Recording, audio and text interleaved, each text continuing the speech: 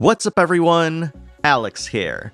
This might sound like a crazy non sequitur, but the mainstream popularity of Baldur's Gate 3 is proof positive that turn-based RPGs are coming back in full force. And that ripples across every single subgenre of RPGs too. So in this video, I decided to highlight 10 great tactical JRPGs that you should absolutely play, because it's a niche within a niche that seems to be getting a ton more attention lately.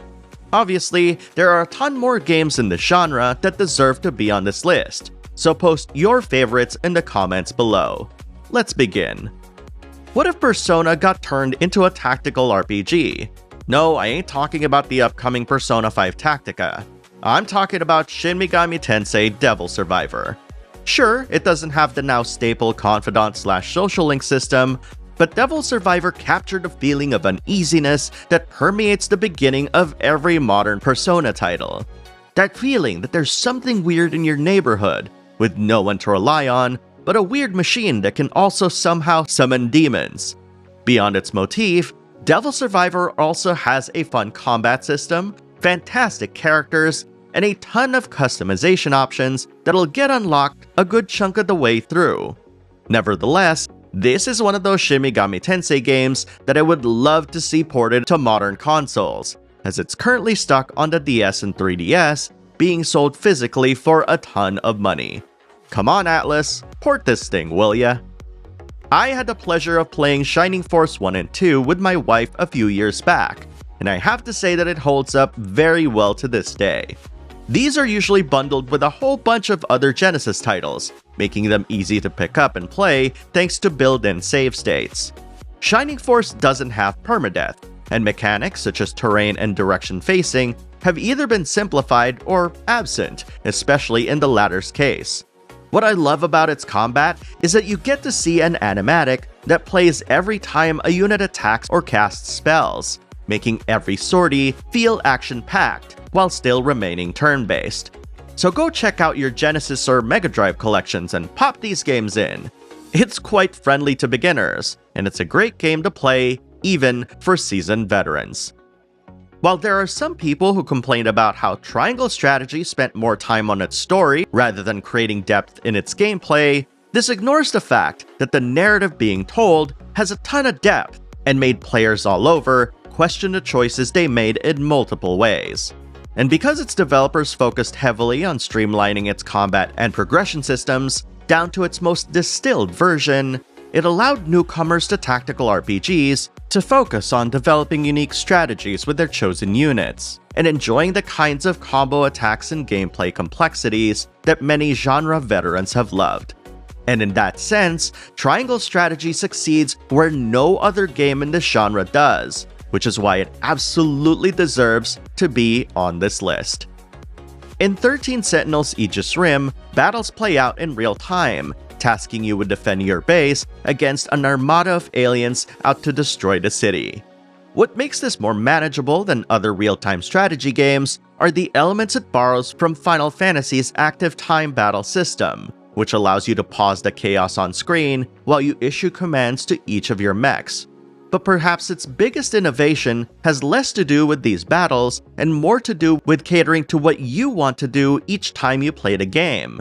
With a few limitations, you can engage with 13 Sentinels battles or story as much as you want, and despite this split, its story comes together in a strangely cohesive way that makes my mind reel at all the possible permutations and configurations that one can choose to play the game. 13 Sentinels Aegis Rim has a fantastic mystery, ingenious visual and sound design, and an incredibly satisfying battle system to boot that makes it one of the most important RPGs released in recent memory. The inclusion of Disgaea 7 in this list might seem suspect given how it just got recently released, but if you took a look at every single review and impressions of it, there's no doubt that this one brought back the magic of the series. Disgaea has always been about huge numbers, breaking the game and injecting a healthy dose of dark comedy that makes it stand out amongst the rest. So if you want to experience an insane and comedic story that'll have you throwing militant penguins and other things of the sort at your opponents, then Disgaea 7 might be the game for you. Fire Emblem Three Houses caused a massive shift in the series, not only introducing new folks to its style of play, but also set a new standard for what players should expect in a Fire Emblem game. What separates Three Houses from all the others is its sheer focus on developing its characters, and done well, I might add. Think about it this way. Three Houses has a whopping 33 recruitable characters in the game, and all of them have interesting backstories and allegiances that you'll want to befriend and chat with everyone just so you can have a fuller picture as to who each of them are as an individual. It's because of these and many more reasons that there won't ever be a game like Fire Emblem Three Houses for many years to come, making it an instant classic in the hearts and minds of its fans. As both a person born in Southeast Asia and a fan of mecha, Front Mission 3 being set in that region really made me excited to play the game. And I don't want you to miss the fact that I mentioned that it has mecha called Vanzers. Front Mission 3 had the depth of customization that action games like Armored Core had, but instead of just dealing with your own unit, you get to command an armada of Vanzers at your disposal to tweak and tinker with. As with most tactical JRPGs, it's got a ton of political stuff in it. But given that it's also a Squaresoft title, it's also got a ton of great characters, as well as twists and turns, that were staples of their games back then. And you'd be happy to know that Forever Entertainment is remaking this game, which is something I'm definitely excited to play once it comes out. Not many people talk about Valkyria Chronicles these days, but many who have played it will always gush about how amazing it is. Featuring a combination of real-time gameplay and turn-based combat, Valkyria Chronicles is set in an alternate reality World War II, complete with renamed countries and factions that bear a passing resemblance to their real-world counterparts. What's more is that each game in the series is a different campaign that happens concurrently with the others, providing you with a different perspective on the ongoing events. It really is a series ahead of its time, and with a game missing in the West, this is one of those titles that deserve a lot more love, and one that will thrive if released today, especially with how turn-based games are coming back in full force. Many of you wanted me to talk about Final Fantasy Tactics for a very long time, so here's another opportunity to talk about it. What's great about Final Fantasy Tactics is its ability to blend elements of Final Fantasy with an intensely political story that can only be delivered by Yasumi Matsuno, the creator of the Tactics Ogre series.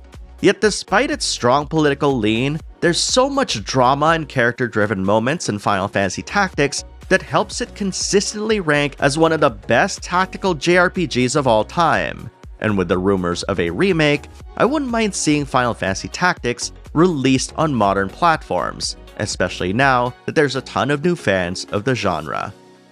Speaking of, Tactics Ogre Reborn is a remake of the classic tactical RPG based partly on its PSP release, and you'd be happy to know that Yasumi Matsuno was actually very hands-on with this remake.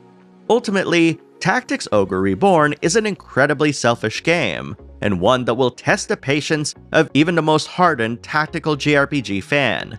It's a game that'll demand much of your time and attention, requiring mastery of its new systems and potentially shifting the way you think about games in the genre. But once you've moved past your training wheels and figured out what's asked of you, you're gonna have a splendid experience. In addition to this list, I also listed 10 great turn-based and action JRPGs recently. And if you want to check those videos out, click on the corresponding link on screen. And once again, if you've thought of a tactical JRPG that deserves to be on this list, post it in the comments below. Thank you very much for watching, and I'll see you in the next video.